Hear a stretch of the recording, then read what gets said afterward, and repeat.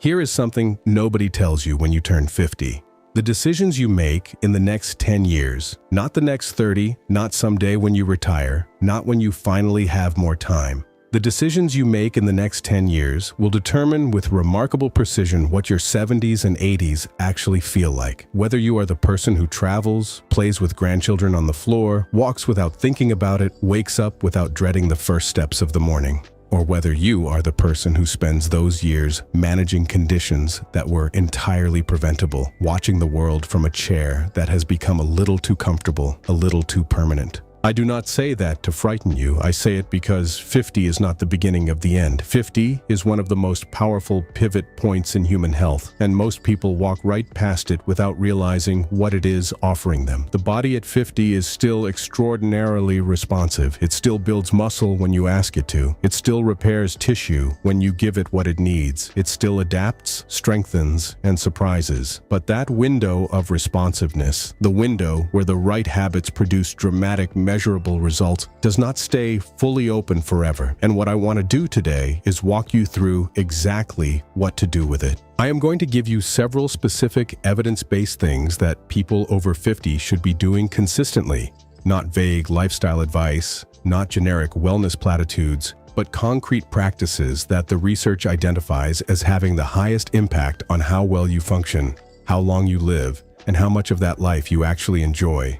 Stay until the end, because the last one is the one most people completely overlook, and it may be the single highest leverage thing on this entire list. The first thing is to start taking your muscle mass seriously right now, this year, not eventually. Most people think of muscle loss as something that happens to elderly people, something distant and gradual that will sort itself out. The reality is that the process of age-related muscle loss, which scientists call sarcopenia, begins in your 30s and accelerates meaningfully after 50. By the time you reach 60, the average person who has not specifically addressed this has lost between 15 and 20% of their peak muscle mass. By 70, that number can reach 30% or more, and the consequences of that loss go far beyond looking or feeling less strong. Muscle mass is one of the strongest independent predictors of longevity we have in medicine. Not cardiovascular fitness, not weight, not any single biomarker. Muscle mass. People with higher muscle mass at 50 live longer, recover from illness faster, have better insulin sensitivity, stronger bones, better balance, lower fall risk, and dramatically better functional independence in later life.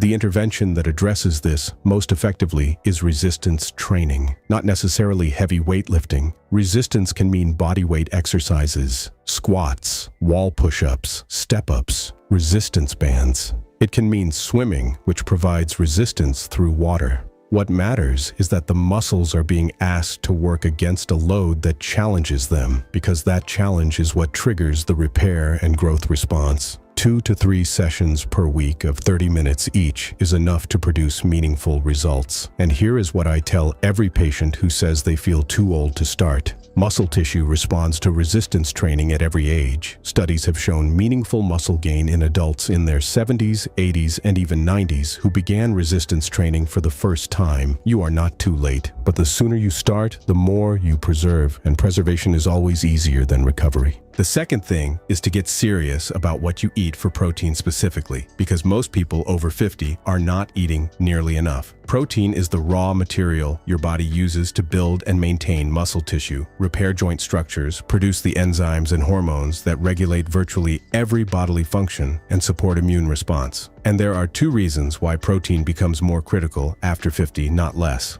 First, the body's ability to synthesize muscle protein from dietary protein, what researchers call muscle protein synthesis efficiency, declines with age. Older adults need more dietary protein than younger adults to produce the same muscle-building response. Second, appetite often decreases after 50, and protein-rich foods are frequently the first things people reduce when they eat less overall.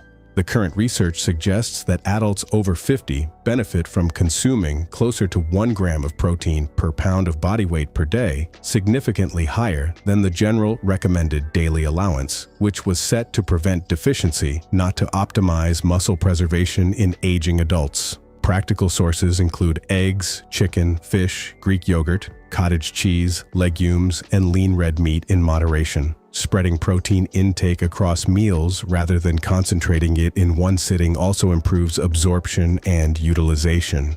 A breakfast with 30 grams of protein, a lunch with 30 grams, and a dinner with 30 grams is far more effective for muscle preservation than a small breakfast, a small lunch, and one large protein-heavy dinner. The third thing is to address your balance directly, deliberately, and starting now. Falls are one of the leading causes of serious injury and loss of independence in adults over 65. Hip fractures alone, which occur predominantly as a result of falls, are associated with a 1-year mortality rate of up to 30% in older adults. That is not a statistic about frailty or extreme old age. That is a statistic about what happens when a person whose balance has been quietly declining for years encounters one wrong step, one uneven surface, one moment of unexpected instability. Balance is a trainable physical skill. It declines with age partly because of the natural reduction in muscle strength I described earlier, but also because of declining proprioception, the body's internal sense of its own position in space, and because of reduced activity that would otherwise keep these systems sharp. The good news is that even simple, daily balance practice produces measurable improvements in fall risk within weeks. Standing on one foot while holding a stable surface for 10 seconds on each side.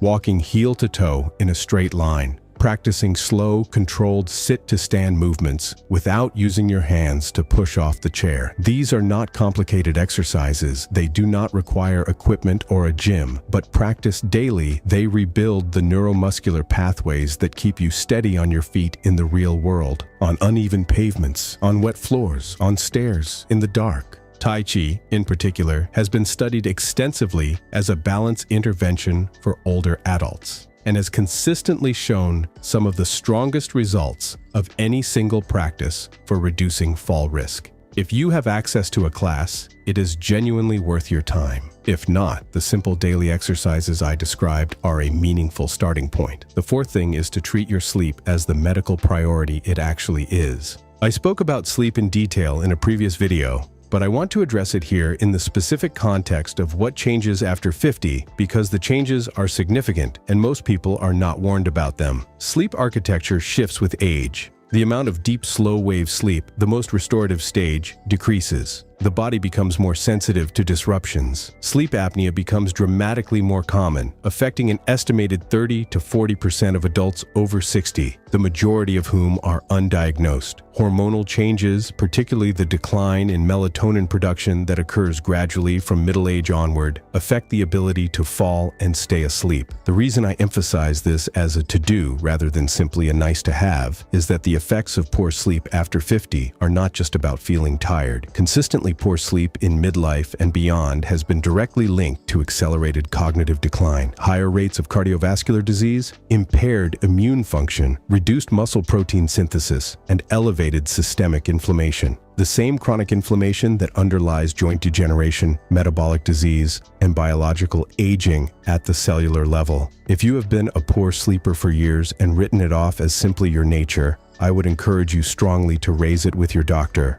A sleep study to rule out apnea alone could be one of the most important health investigations you ever undertake. The fifth thing is to get your key health numbers measured and actually understand what they mean. After 50, certain laboratory and clinical measurements shift from optional to essential. Blood pressure, fasting blood glucose, HbA1c for blood sugar trends, a full lipid panel, vitamin D levels, and kidney function are the baseline. But I also want to specifically mention bone density screening, a DEXA scan, which is recommended for women over 65 routinely, but which I believe should be on the radar of both men and women after 50, particularly those with a family history of osteoporosis, a history of low physical activity, or any of the dietary factors that compromise bone health. The reason measurement matters so much at this stage is that the conditions that will have the greatest impact on your health and independence in later life, diabetes, hypertension, osteoporosis, early cardiovascular disease,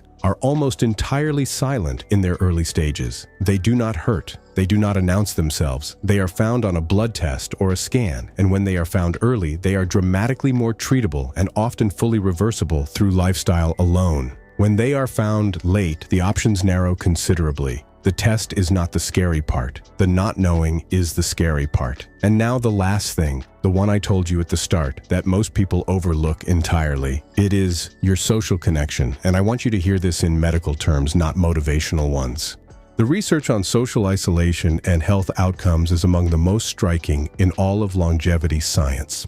A landmark meta-analysis examining data from over 3 million adults found that social isolation and loneliness are associated with a 26 to 32% increased risk of premature death, a risk magnitude comparable to smoking 15 cigarettes a day, not feeling a little blue, not being introverted. Genuine social isolation, limited meaningful connection with other people, is a physiological stressor that elevates cortisol, increases inflammatory markers, impairs immune function, disrupts sleep, and accelerates cognitive decline. After 50, and particularly after retirement, the social structures that provided automatic connection, colleagues, daily routines, community activity, often begin to thin without people fully noticing. The friendships that existed around shared life stages gradually drift as circumstances change. And the response for many people is simply to accept a quieter, more solitary life as natural. It is not natural, it is not healthy, and it is not inevitable. Investing in social connection after 50 means being deliberate about it in a way you may not have needed to be before. It means joining something.